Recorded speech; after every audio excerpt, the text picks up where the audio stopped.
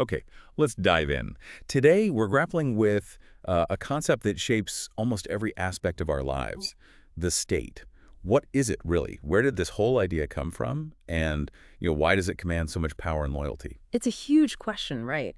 And one that thinkers have wrestled with for centuries. It's definitely not just abstract theory. Understanding the state helps you understand your own rights, your obligations, the power dynamics playing out all around us. Yeah, absolutely. So we've pulled together a whole range of sources, some classics, modern takes, historical views, to really unpack the philosophy behind this core political idea. Our mission, if you like, is to try and cut through some of that complexity. Exactly. We want to pull out the key insights, the definitions, the theories about origins, legitimacy, what the state should even be. We'll be name-dropping some key thinkers as we go. Think of it as getting you up to speed on the entity that governs us all. Because those big questions, why obey laws? What makes a government legit versus, say, a tyranny? Where's the line between public and private life? They all come back to this. Okay, so where do we start? How are we tackling this? Well, the plan is start with definitions, get clear on what we mean by state, then look at origin theories. After that, authority and legitimacy, how states justify their power. Then the individual's relationship to the state. And finally, we'll look at different forms of government and the big ideologies shaping them. Sounds like a solid plan. Okay, let's kick off right there. Definitions.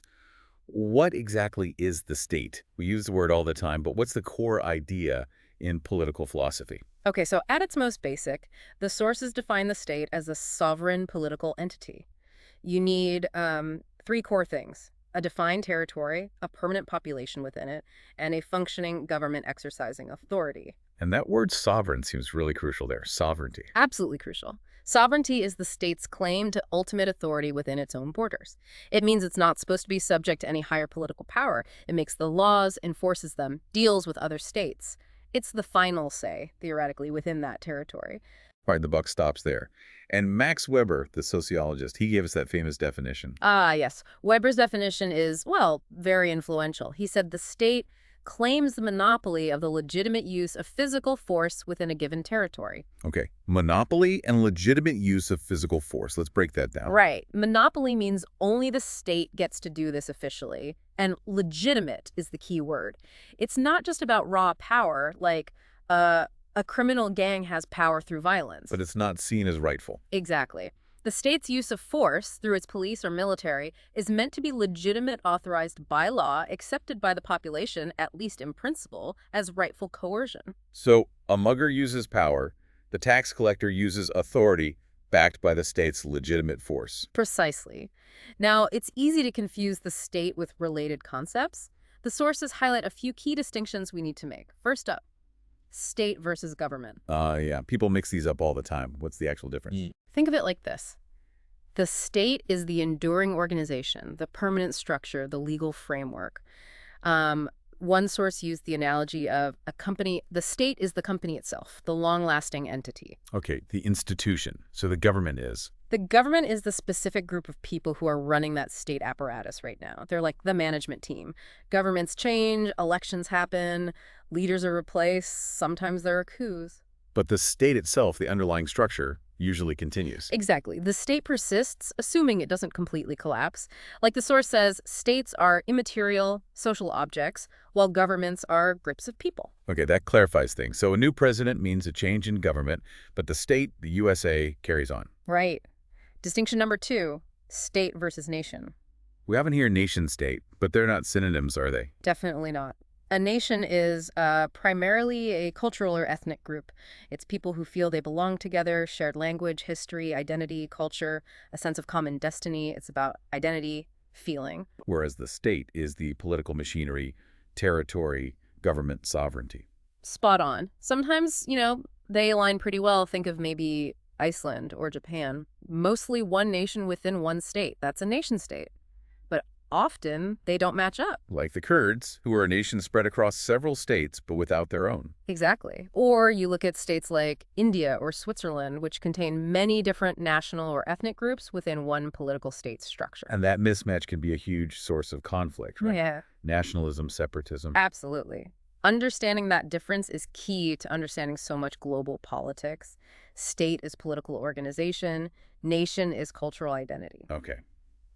And the last distinction, state versus civil society. Right. Civil society is basically the sphere of social life outside of direct state control. It's all those voluntary groups, NGOs, community associations, unions, churches, private media, book clubs. So everything from like the local gardening club to Greenpeace. Pretty much. Now, historically, thinkers like Aristotle didn't always draw such a sharp line. The polis, the political community, kind of encompassed all important social life. The public sphere was the community sphere. Yeah. But modern thought, especially since the Enlightenment, really emphasized the separation. Hegel saw civil society as a distinct sphere for economic life and private pursuits. Habermas talked about the public sphere within the civil society as space for debate, critique, separate from the state. Gramsci saw it as a place where cultural ideas battle it out. So today we tend to contrast the state's coercive power with the voluntary community life of civil society. Definitely. And a vibrant, independent civil society is often seen as essential for a healthy democracy. It can hold the government accountable, foster debate, prevent the state from dominating everything. Okay, that gives us a much clearer picture of what the state is and just as importantly, what it isn't. Now, the really big question, maybe the most fascinating one, why do states even exist? Where did they come from? The origin stories. Yeah, this is where political philosophy gets really creative and well contested. The most famous theories probably come from the social contract guys, right? Yeah. Hobbes, Locke, Rousseau. That's the classic starting point, yeah. 17th, 18th century. Their method was a kind of thought experiment. Imagine life without any state, the state of nature, and then figure out why rational people would agree, make a contract to create one. And Thomas Hobbes had a particularly cheerful view of this state of nature. Cheerful is one word for it. Writing during the English Civil War, Hobbes saw chaos. In Leviathan, he argued life without a ruler would be a war of every man against every man. Constant fear, no industry, no culture. Solitary, poor, nasty, brutish, and short. That's the one. A truly terrifying picture. His point was, this is what you get without absolute power to keep everyone in line. So to escape that horror, people make a deal. For Hobbes, yes. They rationally agree to give up all their natural freedom to an absolute sovereign, the Leviathan, in exchange for peace and security. The sovereign's power has to be total, unquestionable, because any weakness risks sliding back into that nightmare state of nature. So consent is the origin, but the outcome is absolute rule. Okay, but John Locke saw the state of nature very differently. Less brutal. Much less brutal. Locke, writing a bit later, argued the state of nature was governed by natural law, by reason. People already had natural rights, life, liberty, property, even without a government. These rights came from God or nature itself. So why create a state at all then, if things weren't that bad? Because those rights were insecure. There weren't impartial judges to settle disputes, no clear laws everyone agreed on, especially property rights. They were vulnerable. So people form a civil society and government not to escape total chaos, but primarily to better protect the rights they already possess. And the government they create is fundamentally different from Hobbes's monster state. Oh, completely. Locke's contract creates a limited government. It acts as a trustee for the people's rights. Its power is conditional. If the government violates those fundamental rights, becomes tyrannical. It breaks the contract. Exactly. And then, Locke famously argued, the people have the right, maybe even a duty, to resist, to alter or abolish that government. Which is huge. That's the justification for the American Revolution right there. Consent of the governed, but it's conditional. Precisely. Then you have Jean-Jacques Rousseau, the third big name. He throws another curveball in the social contract. He starts with that famous line, "Man is born free, and everywhere he is in chains." So he thought the state of nature was okay initially. Yeah, he pictured early humans as sort of noble savages, peaceful and simple. It was the development of society, private property, inequality that corrupted people and led to conflict. So his contract is about fixing that corruption. It is, and it's quite radical. For Rousseau, people don't just hand over power. They merge their individual wills into a general will, a collective desire for the common good. Sovereignty rests entirely with the people as a collective. And obeying the general will means you're actually obeying yourself, so you're still free. That sounds tricky. It is tricky. It implies a very high degree of civic unity and virtue. Government officials are just delegates carrying out the general will. It's a vision leaning much more towards direct democracy and equality, very different from Hobbes's absolutism or Locke's focus on individual rights and limited government. But the common thread for all three is That legitimate state authority somehow originates from the consent or agreement of the governed. Not from God, not from sheer force, but from the people themselves. Okay, but is that the only story? Are there other explanations for where states came from besides these, philosophical contracts? Great question. Social contract theory is incredibly influential for thinking about justification, but maybe less so as a literal history of how states actually formed. Other thinkers offer different perspectives. Like Ibn Khaldun, he sounds fascinating. He really is a 14th century Arab scholar, way ahead of his time. In his Muqaddimah, he looked at the rise and fall of dynasties in North Africa and offered a sociological explanation. He focused on ʿasabiyyah group feeling, social cohesion, solidarity. So states arise from strong group bonds. Basically, yes. He saw nomadic tribes, often bound by kinship and shared hardship, developing strong ʿasabiyyah. This unity allowed them to conquer more settled, often more decadent societies and establish rule. But then, over generations, the ruling group gets soft, loses its ʿasabiyyah, becomes corrupt. Then a new group with stronger solidarity takes over. A cycle. Exactly. It's a theory grounded in social dynamics, group loyalty, and historical observation, not abstract individual consent. You can definitely see echoes of ʿasabiyyah in how modern nationalism or ethnic solidarity can fuel state building or conflict. It complements the contract view by adding that sociological layer. And what about the idea of the state just growing out of the family? That feels quite intuitive. It's a very old idea found in many cultures. Aristotle saw a natural progression. Family leads to village, village leads to the polis or state. He even compared household rule to monarchy. The ruler as the father of the people. Right. Confucianism in China made this analogy central. The emperor as the son of heaven or father figure. Citizens owed filial piety, respect for elders, to the ruler, who in turn had paternal duties of care. In Europe, Sir Robert Filmer famously argued in Patriarcha that kings inherited their authority directly from Adam, the first father. Which Locke strongly disagreed with. Oh, Locke tore Filmer's argument apart. He insisted political power is not the same as paternal power. Children grow up, become independent. Being a father doesn't give you the right to rule other adults. For Locke and subsequent liberal thought, that whole patriarchal justification was illegitimate. Legitimacy had to come from the consent of free, equal individuals, not inherited family status. So when we look at origins, we've got multiple angles. Necessity and consent from social contract theory, group solidarity from Ibn Khaldun, the family analogy used to justify traditional hierarchy. It's complex. It really is. It suggests states likely emerge from a mix of factors, practical needs, social bonds, power struggles, evolving ideas about authority. And that complexity leads us straight into talking more about authority, sovereignty, and that crucial concept, legitimacy. We touched on sovereignty, but let's dig deeper. Okay, these are absolutely core concepts. Authority is the right to rule, the right to command and be obeyed.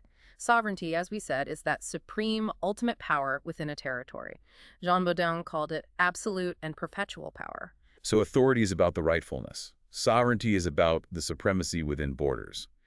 How's that different from just plain power? Big difference. Power is just the ability to make someone do something through force, money, influence, whatever. Authority is power that's seen as legitimate, as rightful, power that people accept voluntarily because they recognize its right to command. Like the robber versus the tax agent example again. Exactly. The robber has power, the tax agent has authority derived from the state's legitimacy. Hannah Arendt pointed out that authority actually breaks down if it has to rely only on coercion. Real authority involves voluntary acceptance. Which brings us to the million-dollar question. Why do people accept authority as legitimate? Where does that feeling of rightfulness come from? That's the core of legitimacy. Max Weber's work here is foundational. He identified 3 main ideal types or sources of legitimate domination. Okay, what are they? First, traditional legitimacy. People obey because, well, it's always been done this way. Authority comes from long-standing customs, traditions, inherited status. Think of hereditary monarchs, tribal chiefs. Their rule is seen as legitimate because it's rooted in history and tradition. Because that's how things are. Pretty much. Second, charismatic legitimacy. This is based on the personal qualities of the leader, their perceived heroism, sanctity, exceptional character. People follow because they're devoted to that person, inspired by their vision or personality. Think revolutionary leaders, profits. Someone who inspires intense loyalty. Right. Third, legal rational legitimacy. This is the basis of the modern state, Weber argued. Legitimacy comes from belief in the legality of established rules and procedures, and the right of those appointed or elected under those rules to issue commands. We obey the office, not necessarily the person. So you obey the law, or the official acting according to the law, because you accept the legal system itself as legitimate. Exactly. We obey the police officer because they represent the legal authority established by the Constitution and laws, not because of their family history or personal magnetism. Okay, so Weber gives us those types. What about the philosophical justifications for legitimacy? We mentioned consent. Consent of the governed is central for liberals like Locke.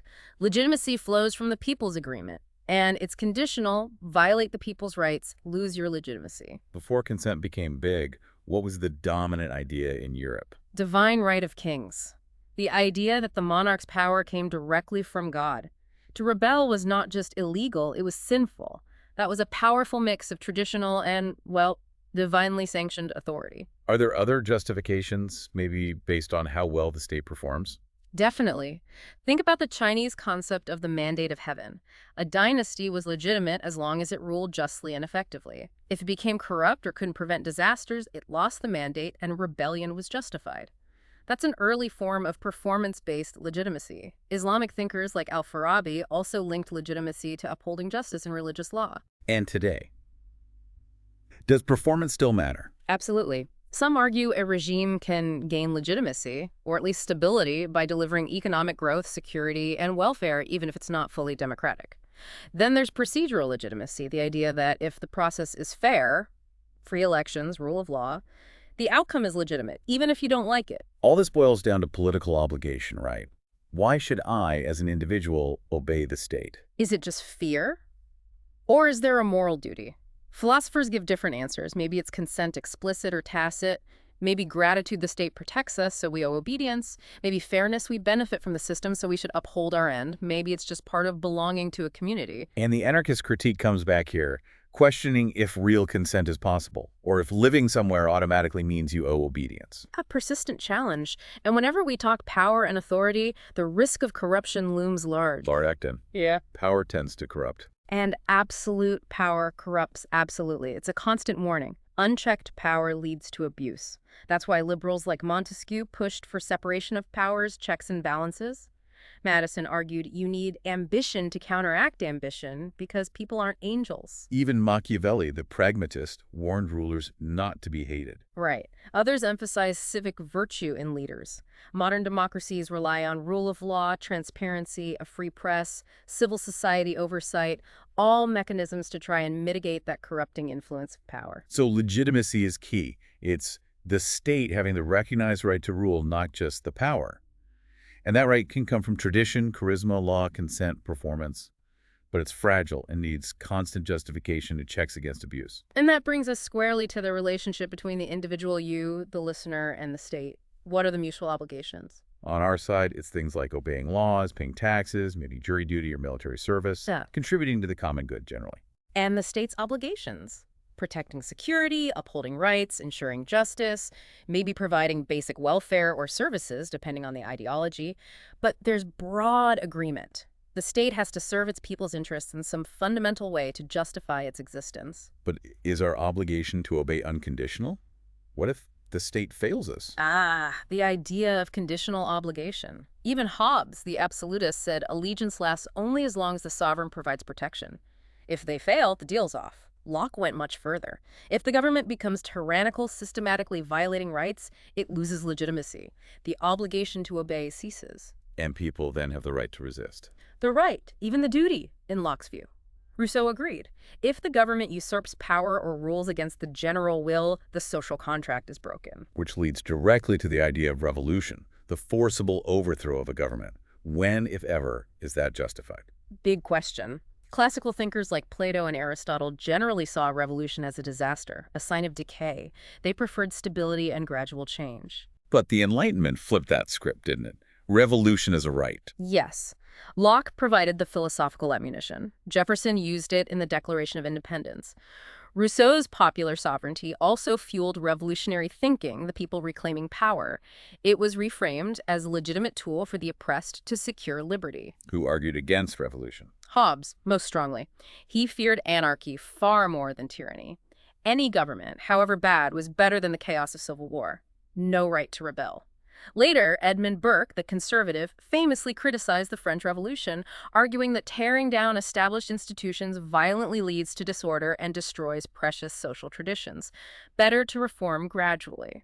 So it's that classic tension, revolution as a necessary evil to fight tyranny versus revolution as a dangerous path to chaos. Exactly. And different philosophies set different bars for justification. For Locke, it's systematic tyranny. For Marxists, it's inevitable when class conflict reaches a boiling point. For anarchists, well, most states are illegitimate anyway, so resistance is often justified, though methods differ. Which brings us neatly to anarchism itself, the idea that the state is the problem and we should get rid of it entirely. Right. Anarchists believe society can and should organize itself without a coercive state.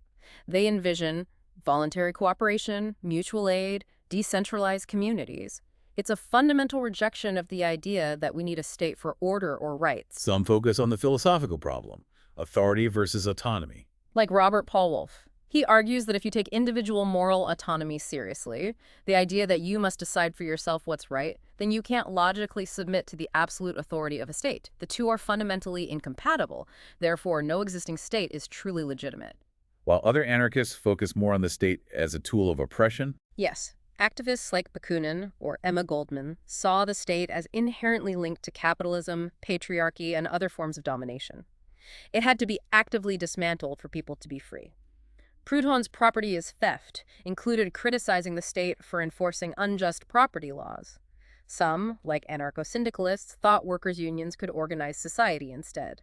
Tolstoy advocated nonviolent resistance to state coercion. Importantly, they're not advocating chaos, usually. They envision a different kind of order. Exactly. Order based on free agreement, not top-down coercion. They point to examples of mutual aid or stateless societies. But the obvious criticism is, well, wouldn't it just descend into chaos? The Hobbesian fear again. No defense, no large-scale coordination?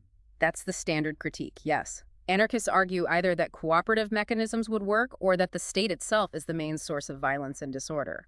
While large-scale, lasting anarchist societies are rare, historical moments like revolutionary Catalonia offer glimpses. Even if you don't agree with anarchism, the critique itself is powerful. It really is. It forces proponents of the state to constantly justify its necessity and limits. It's a permanent reminder of the tension between authority and freedom. So this whole area, individual versus state, obligation versus rights, order versus freedom, it's where the rubber really hits the road in political philosophy. Legitimacy is constantly being tested, and when it breaks down, you get resistance, revolution, or the anarchist challenge. And that very tension is reflected in the sheer variety of ways states have actually been organized, how power is structured, who holds it, how it's justified. It varies enormously. Aristotle gave us that early typology, didn't he? Based on who rules one, few, or many, and whether they rule well or badly. Right. Monarchy, good rule by one, versus tyranny, bad. Aristocracy, good rule by few, versus oligarchy, bad. And polity, good rule by many, constitutional, versus what he called democracy, bad, mob rule. Interestingly, our modern idea of democracy is closer to his polity. Let's run through some key forms. Monarchy, rule by one, usually inherited. You've got absolute monarchy, the ruler has unchecked power. Think historical France under Louis XIV or Saudi Arabia today. Hobbes might have liked this for its order. Then there's constitutional monarchy, where the monarch is a head of state, but real power is limited by law and held by elected bodies. Think the UK, Sweden, Japan. Legitimacy used to be divine right or tradition. Now it's mostly symbolic or constitutional. Oligarchy, ruled by a few. Yeah, rule by a small elite. Could be based on birth, aristocracy gone bad, wealth, plutocracy, military power, a junta, or control of the only political party. Aristotle saw it as a corrupt form where the few rule in their own interest. Power isn't shared. Accountability is low. And some argue even democracies can become oligarchic in practice if wealth buys too much influence. That's a common critique, yeah, that formally democratic structures can mask the reality of rule by a powerful few. Generally, oligarchy isn't viewed favorably in political thought. Democracy ruled by the people. The big one today, at least in theory. Power rests with the population. Mostly representative democracy, we elect people to govern for us. Less common is direct democracy, where citizens vote on laws themselves, like ancient Athens or modern referendums. Most democracies we think of are multi-party systems. Competition, choice. Right. Free and fair elections where different parties compete. Examples all over the world. But then you also have systems like the one-party state. Only one party is allowed, like the old Soviet Union or China today. They might hold elections, but there's no real choice. They claim the party represents the people, but critics see it as authoritarian. And sometimes one party just dominates for ages, even if others exist. A dominant party system, like Japan's LDP for decades. Philosophically, democracy raises questions too. How to protect minorities from the tyranny of the majority? How important is an informed citizenry? Is it always the most just or efficient system? Churchill's famous quote comes to mind. Worst form of government except for all those other forms. Right. Now moving towards less freedom. Authoritarian rule. This is where power is concentrated in a leader or elite, and they aren't accountable to the people through elections. Political freedoms, speech, press, assembly are restricted. Few checks on power. They might allow some economic or social freedom, though, as long as you don't challenge the rulers. Often, yes. Think of historical military dictatorships or some current regimes. Justifications often revolve around stability, order, economic progress, claiming democracy is too messy or slow. It echoes Hobbes in a way. And the extreme end of that spectrum is totalitarianism. Yeah, this is much more intense. The state tries to control everything. Public life, private life, even thoughts and beliefs. You have a single party, a dictator, a pervasive ideology, mass surveillance, propaganda, terror. It aims for total societal transformation and conformity. Not just obedience, but active mobilization and belief in the system. Exactly. Nazi Germany, Stalin's USSR are the classic examples. Hannah Arendt saw it as something new in the 20th century, using modern tech for total control. It's the ultimate nightmare for liberals, like Locke, the complete crushing of individual freedom. Its horrors really spurred the modern human rights movement. Okay, another different basis for rule, theocracy. Rule by religious leaders or institutions based on religious law. Authority comes directly from God or sacred texts. Examples like Calvin's Geneva, the Papal States, historically, or modern Iran. Legitimacy isn't from the people, but from divine will. Right. It often clashes with secular ideas of consent and individual rights. Questions arise about religious freedom for minorities, freedom of conscience. Critics worry about unaccountable power cloaked in piety. Most modern political philosophy, valuing secularism and religious liberty, is pretty critical. And lastly, something maybe older than states, tribal government. Yeah, governance based on kinship tribes, clans, common in early societies, and still relevant in areas where state structures are weak or coexist with strong tribal loyalties. Leadership often comes from elders or chiefs, based on tradition, consensus. Loyalty is primarily to the kin group.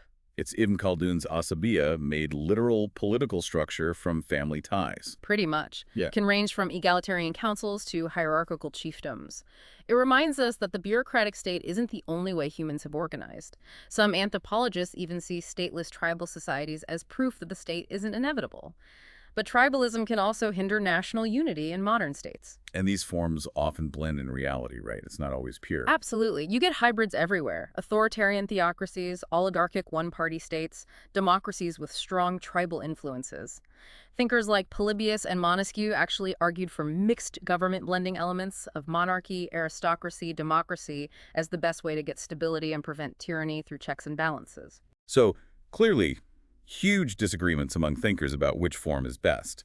Plato liked philosopher kings, liberals like democracy, conservatives might value tradition and stability found elsewhere. And Marxists see all these forms, under capitalism, as ultimately serving class interests. Comparing them forces us to think about the trade-offs: freedom versus order, participation versus efficiency, which leads us directly to how different ideologies envision the state's actual job. Right. Which brings us to the major political ideologies and their competing visions for what the state is fundamentally for. Let's touch on four big ones. Okay, first, liberalism. As we've seen, it's all about individual liberty, rights, equality, consent. Classical liberals Locke, Adam Smith, Mill wanted limited government. Protect rights, life, liberty, property, provide basic defense and law, then get out of the way.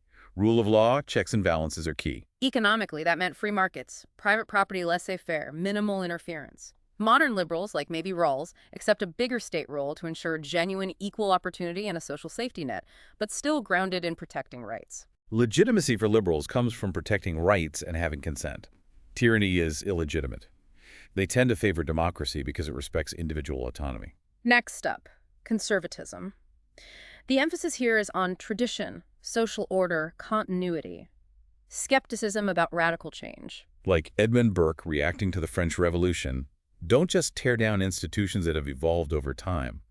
Society is organic. Exactly. Legitimacy comes from continuity, maintaining order, preserving the social fabric family, religion, established laws, national identity.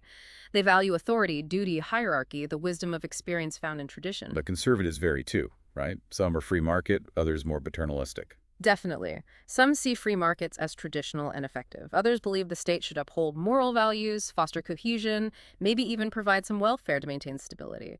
They might be wary of too much direct democracy, preferring representative government guided by experienced elites. Legitimacy is a mix of historical precedent and performance in maintaining order. Loyalty to nation or tradition is often stressed more than abstract consent. Then we have Marxism, a fundamentally different take, a critique. Sees the state as a tool of class domination. Right. For Marx, the state under capitalism is basically the executive committee of the bourgeoisie. It exists to protect capitalist interests and manage the conflict between the owners, bourgeoisie, and the workers, proletariat. So laws, institutions, even democracy are seen as ultimately serving the ruling economic class. That's the core critique. Real power lies in owning the means of production. The state maintains that system.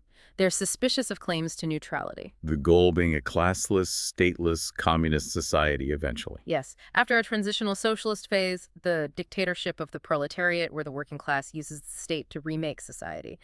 Then, Engels said, the state would wither away because there'd be no classes left to oppress. Though historically, Marxist states often became very powerful, very authoritarian. That's the criticism, yes. Marxism also critiques ideology itself, arguing that dominant ideas often mask underlying economic exploitation. Liberal rights, they'd say, are often just formal, ignoring material inequality. Legitimacy, for a Marxist, only comes if the state is advancing the revolution. Bourgeois states are inherently illegitimate. Finally, socialism.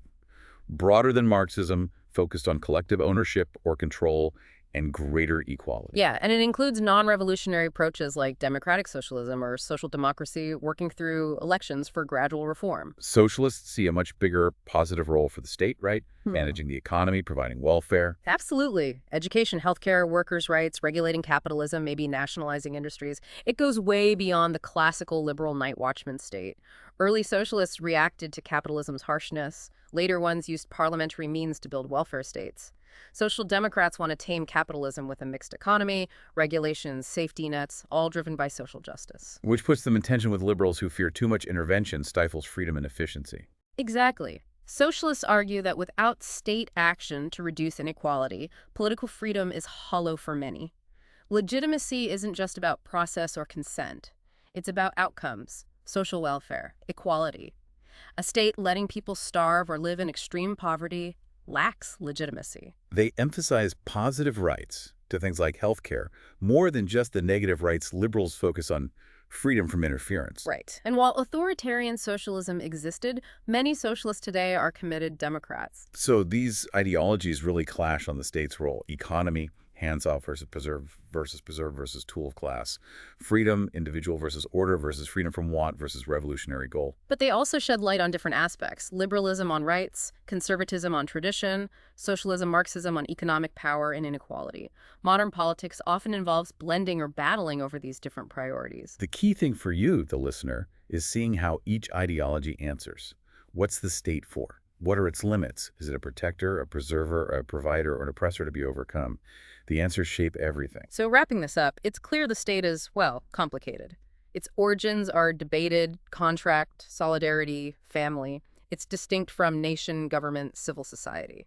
Its legitimacy is constantly questioned based on tradition, charisma, law, consent, performance.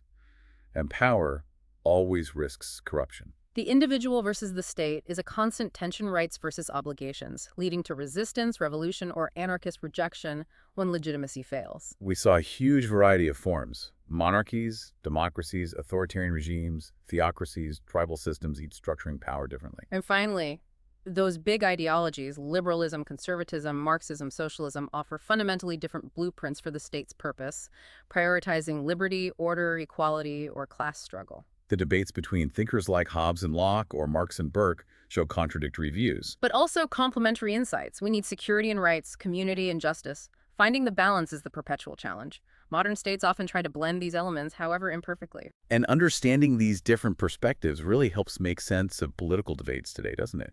Arguments about government spending, regulation, individual liberties, they all tap into these deeper philosophical disagreements about the state. Exactly. What should the limits be? How do we prevent power corrupting? What do we owe the state and what does it owe us?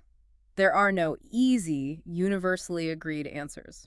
Which leaves us with maybe a final thought for you to mull over. Given all this diversity and disagreement, origins, forms, ideologies, is there actually one best way to organize a state? Or is that ongoing tension, that balancing act between order and freedom, just an inherent part of being human and living together?